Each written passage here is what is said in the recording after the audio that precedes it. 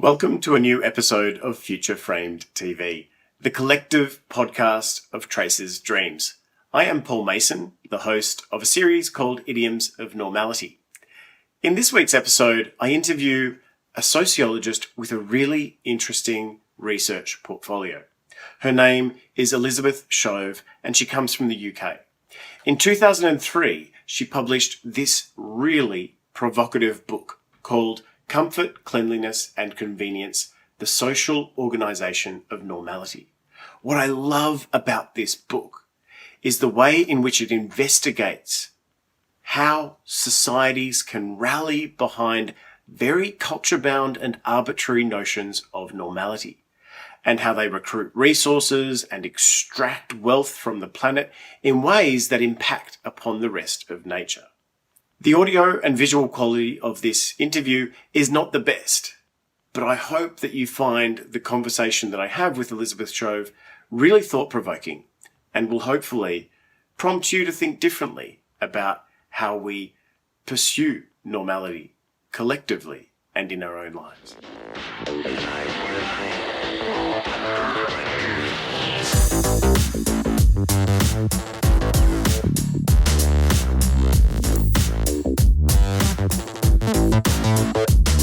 Elizabeth, thank you so much for joining us. That's fine. Yep. Good to be here. What drove you to write a book about the social organisation of normality? Well, that book has quite a long history. I'm a sociologist and have always, I guess, been interested in sort of everyday life and boring, ordinary topics. So not sort of glamorous, glitzy technologies or anything like that. And I was involved in running a long series actually, of workshops and summer schools funded by the European Science Foundation on consumption, sustainability and everyday life. Those were the three concepts. And in a way, the core ideas in that book were explored and developed through that process. So finally, I got a fellowship actually from the Leverhulme and a bit of time to write a book. So it was a chance to bring those concerns and actually what I knew about those topics together and to really get into the detail to challenge some of the simplistic views of consumption that populate environmental debate, to put that in a more historical frame, to better understand the role of materiality and infrastructures in defining and making consumption, and basically just to resist the whole idea of individual consumer choice. I love this about your book is the way it demonstrates the incredible amount of resources that we extract and acquire and exhaust in the pursuit of normality. And I did a reading group earlier this year and we just delved into each chapter with such juiciness. But I'd like to hear it in your own words. What is normal? The whole point of the book is that there is no such thing as normality. So the logic is that it's an outcome, historically variable outcome of all the kinds of processes that I described. So, I mean, in a way, it doesn't matter what normality is, or like that's not a topic in its own right. It's the outcome of the intersection of the multiple lives of the many practices that people enact and carry as they go about their business. That's a really great answer because it pokes at the question and says, well, we need to ask the right questions about this. And in effect, it doesn't matter what normality is. What we do know is that people are putting into effect behaviours that in the name of normality that we need to challenge, that we need to question. And in particular, you were challenging individual choice. I mean, I wouldn't go along with behaviours either, actually. I would resist that language because I think, well, it individualises the debate. The whole point, again, of the book and pretty much everything I've written since, has been to recognise that it's not about individual behaviour and it's not about attitudes and choice. Though, in as far as it is, those are outcomes of these longer run historical processes that I write about in that book. And so that's also part of the critique of choice. Now, I've got to be careful here because you're preaching to the choir. I'm a convert to what you've written in the book. So I need to pull myself up and ask the really basic questions. And what is the problem? What is the critique of individual choice? What we have such a focus on individual choice in society, but it's something that needs to be challenged. And why is that? Yeah. I mean, it leads to dozens and dozens of ineffective forms of intervention. And so governments and all sorts of institutions go blue in the face trying to persuade individuals to turn the heating up or down 1 degree C or something like that, but without paying any attention at all to the fact that indoor temperatures on average have risen by 6 degrees since the 70s. And so that is definitely not an expression or consequence of individual choice. It's a consequence of other sorts of processes. So in a way, it's like fiddling around with the tip of the iceberg and ignoring the fact that that's not anyway how patterns of consumption and demand are constituted and shaped. So basically, it leads up the garden path. It leads to a lot of wasted energy and effort. Of course, governments do shape practices in the longer run, but not in the way that they think they do. That's the point. The tip of the iceberg metaphor is a useful one here, because I sometimes think that by getting us focused on the tip of the iceberg, by getting us focused on reducing the amount of water we put in the kettle, by getting us focused on turning the tap off while we're brushing our teeth, by individualizing this global problem, it distracts us from having a politicized citizenry. Would you extend the debate that far? Yeah. I mean, you're right, the iceberg metaphor is a good one, and I used to use it a lot, and I've got lots of drawings of icebergs. But it's also a little bit misleading because it assumes some continuity of, it's like the ice is all the same. It's the tip or the base of it. And actually, probably socially, theoretically, that's not quite right. The ice is not all the same. In other words, the world is constituted differently if you see it from an individualistic paradigm compared with a more systemic social or historical paradigm. But that's for those who are interested in social theory, which is definitely not probably the people that you're talking about. You make a very good point, which is sometimes metaphors can stimulate our thinking in a particular direction, but we also have to look at where those metaphors fall short. Yeah. And the iceberg metaphor, what's going on beneath the surface is not necessarily ice. There's a whole bunch of social dynamics that are happening beneath the surface that we can interrogate, that we can look at familiar assumptions and challenge them. And also, to complicate it even more, the sort of tip is part of the base. You know, this metaphor supposes they're somehow separate. So icebergs are good up to a point, but beyond that, no. Because, of course, individual behaviours are interconnected with a web of social, economic and political behaviour. Yes, yeah. Well, if not behaviour, but anyway, systems, yeah.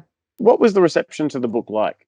I mean, I'm a very sympathetic audience. In the social sciences, it's had quite a good influence. And I use some of your work on actions, behaviours and the critique of that in some of the behaviour change work that I do at the zoo to stimulate people to move beyond those psychology-based behaviour change models. What's the response been like for you? I have no idea. I mean, it sold quite well. You know, it's cited pretty wide. And for that kind of a book, it's probably done really well, you know, because it's like stories about comfort and cleanliness and so on. So it obviously, in terms of the detail and the ideas, it cut across enough fields to capture wide readership. Has it made any difference in the longer run to the debate? No idea, really. I mean, I've written stuff since that sort of been similarly informed.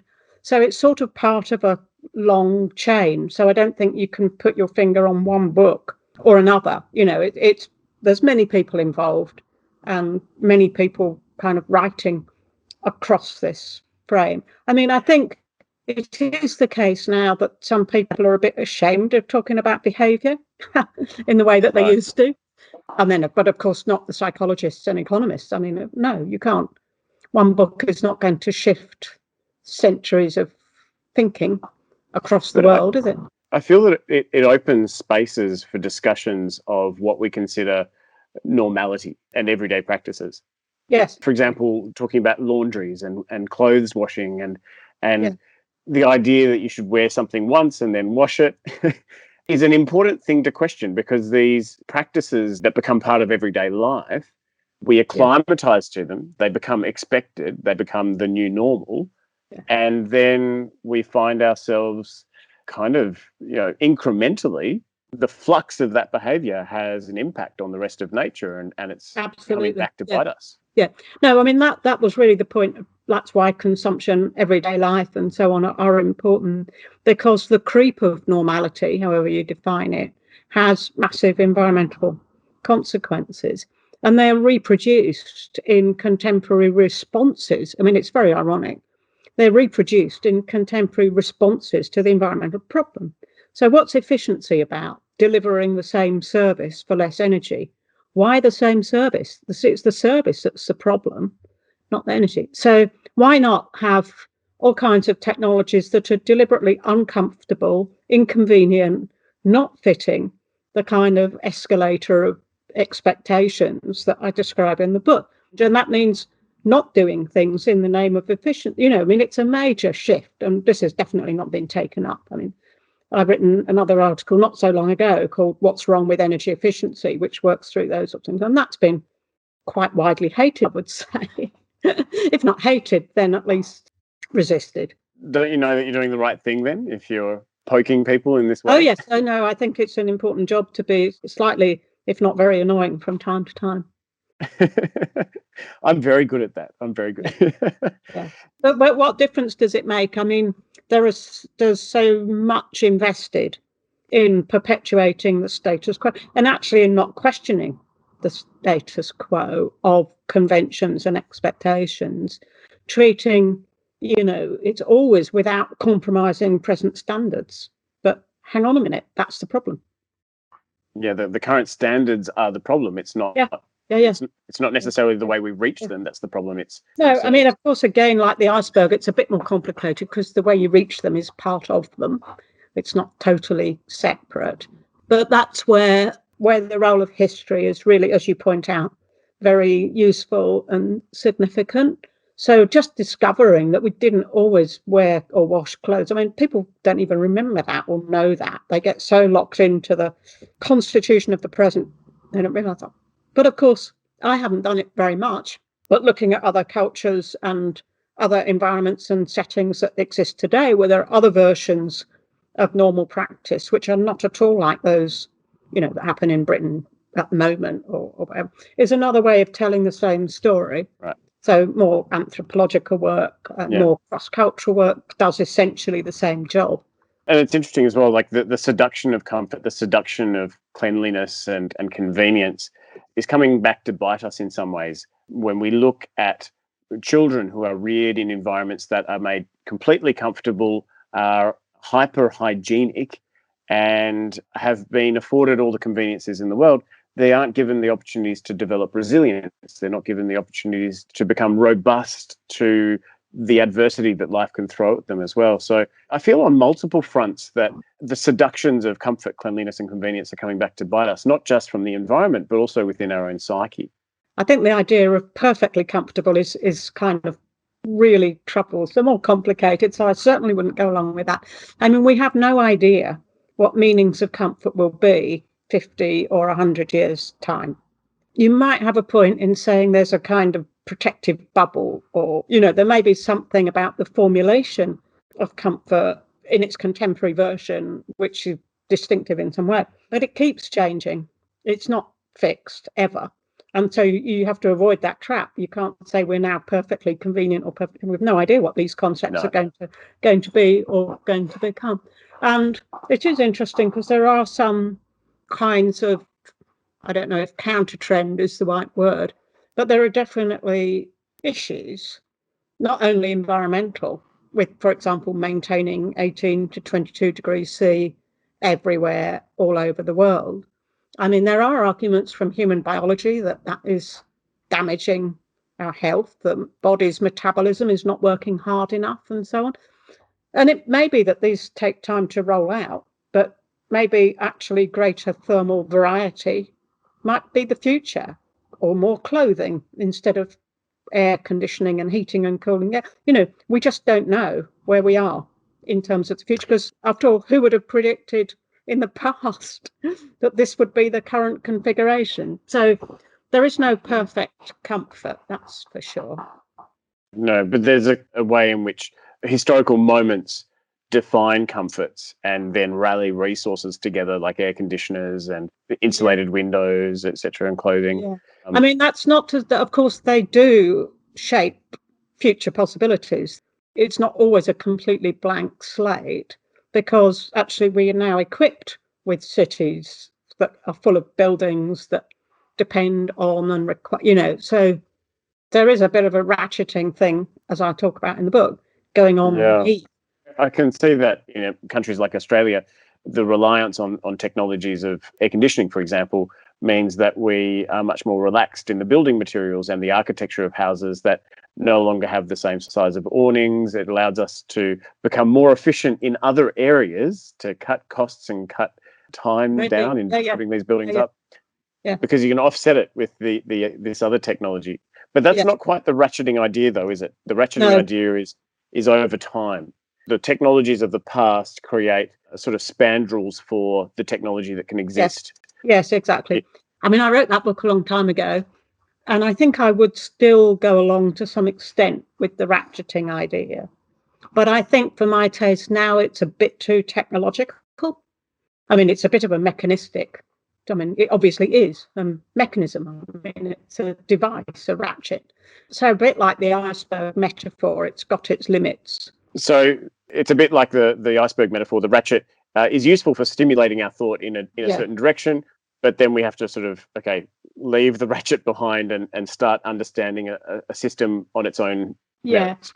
I mean, and in that comfort, tennis, convenience book, there were various other metaphors like systems of systems and so on.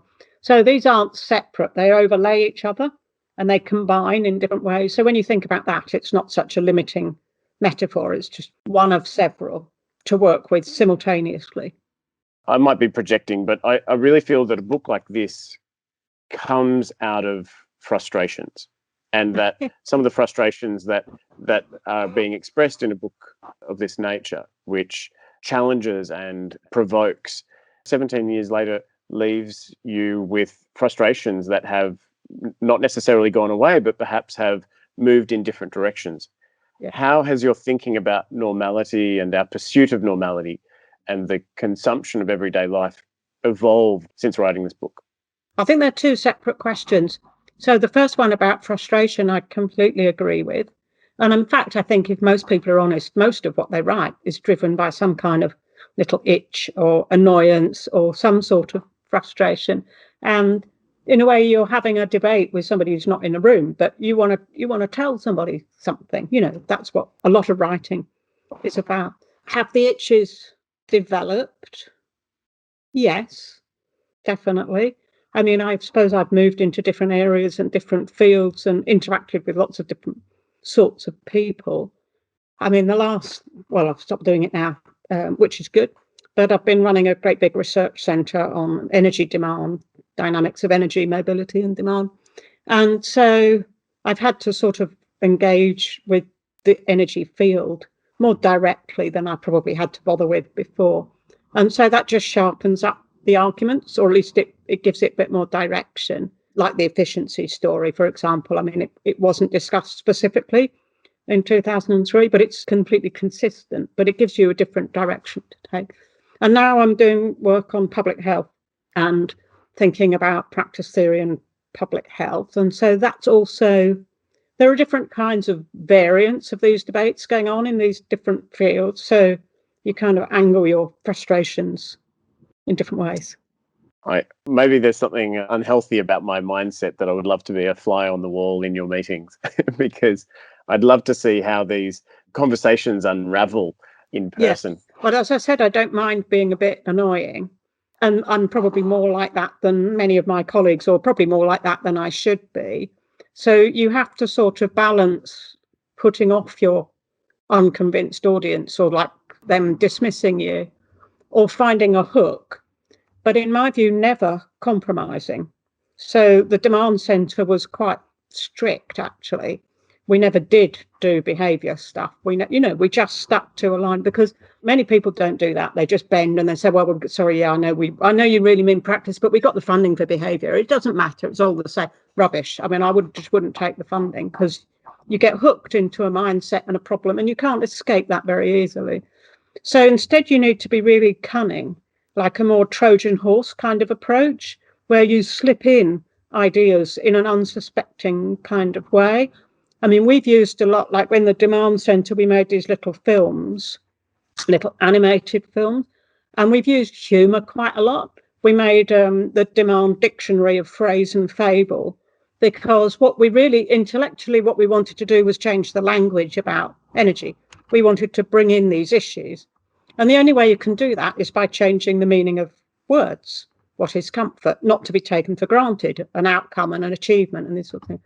So we made this like ladybird, like children's learning to read kind of dictionary with beautiful pictures, in which we redefined classic words from the energy vocabulary in our terms. Took a lot of work. It's a very nice thing. You can get it online. But we never knew whether anybody was ever going to be inspired by that or what difference it would make. But these are things you just have to do and throw them out there.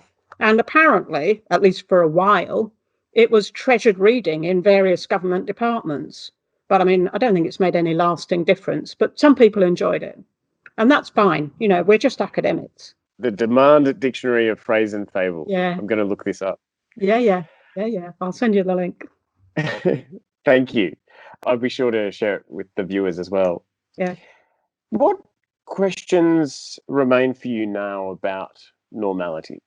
I guess that's still those sorts of practical issues, how to really challenge the present and how to remind many people that that's an outcome of the past and it's very specific and very peculiar and actually not in the least bit normal if you take a long view. And ways of bringing that to the attention remain challenging. Yeah. How do we encourage people to question the everyday?